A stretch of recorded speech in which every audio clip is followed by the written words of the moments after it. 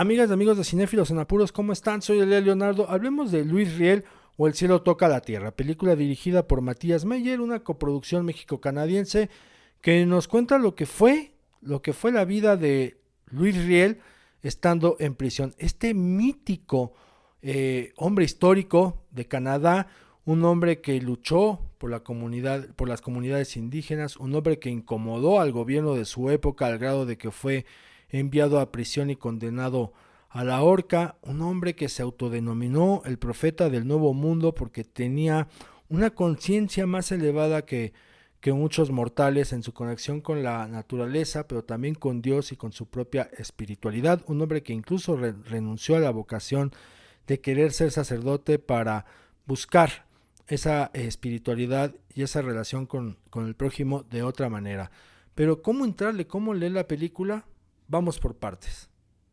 Hay tres elementos que se complementan muy bien con lo que ocurre con Luis Riel estando en prisión. Y cuando les digo prisión, imagínense una cárcel viejísima, una cárcel de muchos siglos atrás. Bueno, pues vamos a ver una cárcel muy reducida, muy pequeña, que en una primera instancia a nosotros como espectadores parece que nos está invitando a sentir claustrofobia, porque es tan estrecha que lo podemos sentir, ¿no? Hasta nosotros podemos sentir cómo se nos están encogiendo los hombros.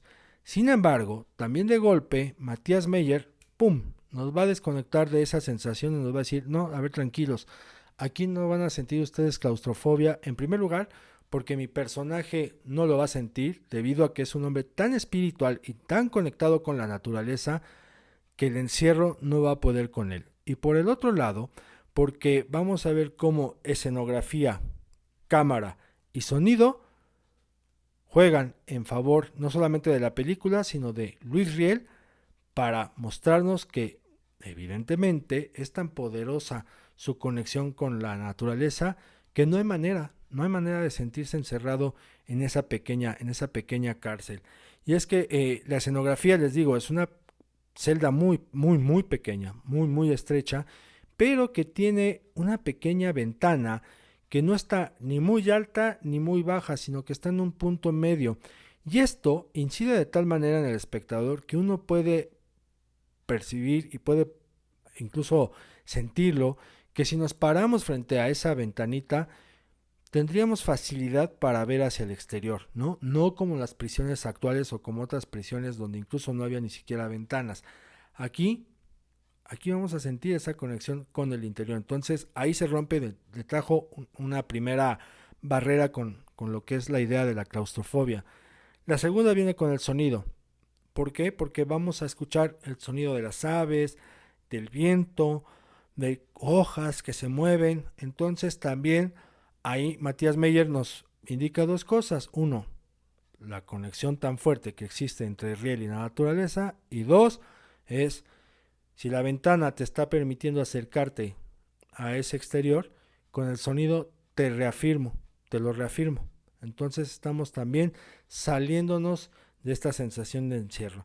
Y la tercera tiene que ver con la cámara, porque la cámara está colocada en un ángulo de tal manera que nos hace notar y presenciar el exterior aunque no lo estemos viendo, ¿no? Y si lo estamos notando así es por lo que está viviendo el propio Riel, por lo que estamos escuchando con este sonido de las aves, por esa ventanita, porque si la cámara hubiera sido colocada al otro lado de esa celda, ahí sí ya estaríamos sintiendo nosotros un encierro muy claustrofóbico. Y Matías Meyer dice, no, la cámara tiene que ir en tal ángulo para que junto con sonido y la escenografía te demostremos que por muy chiquito que esté el espacio, que por muy prisionero que sea Luis Riel, hay una sensación de libertad y esa libertad está conectada con la espiritualidad, el pensamiento y la conciencia que tiene este hombre. ¿Cuántas películas, sobre todo de Hollywood, no hemos visto que utilizan a la historia como una excusa para contarnos algo? Bueno, aquí va a ser al revés. La historia juega como elemento narrativo de la película. ¿Qué quiero decir? Pues partamos de que Matías Meyer es historiador. Su papá es historiador, el señor Jan Meyer. Entonces, historiadores ambos e historiador Matías, pues absorbe precisamente la historia para, para ponerla y colocarla de tal manera que la va a narrar, ¿no? ¿Y cómo lo vamos a ver en este caso? Va a recurrir a la voz en off. Ojo, sí, hemos visto y escuchado en varias películas a la voz en off como un recurso incluso fácil y sencillo para algunos realizadores o realizadoras y querer contar su historia. Aquí la voz en off tiene un porqué y tiene una justificación. Y es que, estando en prisión, Luis Riel escribió una serie de manuscritos que afortunadamente las autoridades de su época no quemaron ni rompieron, y esos manuscritos son sus pensamientos e ideales, ¿no? Pero también, con el paso del tiempo, con el paso de los siglos, se convirtieron en testimonio y documento histórico.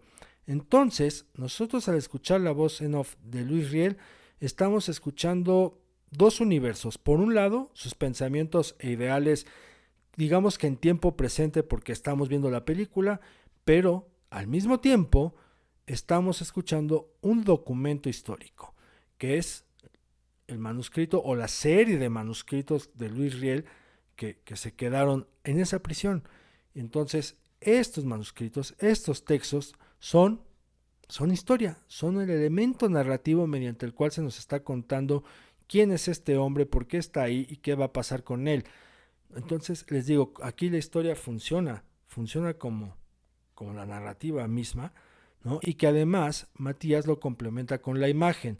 Vamos a ver cómo lo construye lo visual con lo auditivo, con distintas imágenes, va a jugar ahí un poco con eso para meternos en lo que fue la época, por un lado, y por el otro lado, lo que fue este personaje tan misterioso, tan enigmático, porque pues un hombre a favor de los derechos indígenas, un hombre que incomodó a su gobierno, un hombre que tenía profunda espiritualidad, un hombre que también se sentía profeta, ¿no? Un hombre de mucha fe porque se sentía profeta, el profeta del nuevo mundo, que no es como un profeta sectario, sino que era un tipo con una conciencia más elevada que a lo mejor en su época no se pudo comprender y que por eso causó tanto escozor.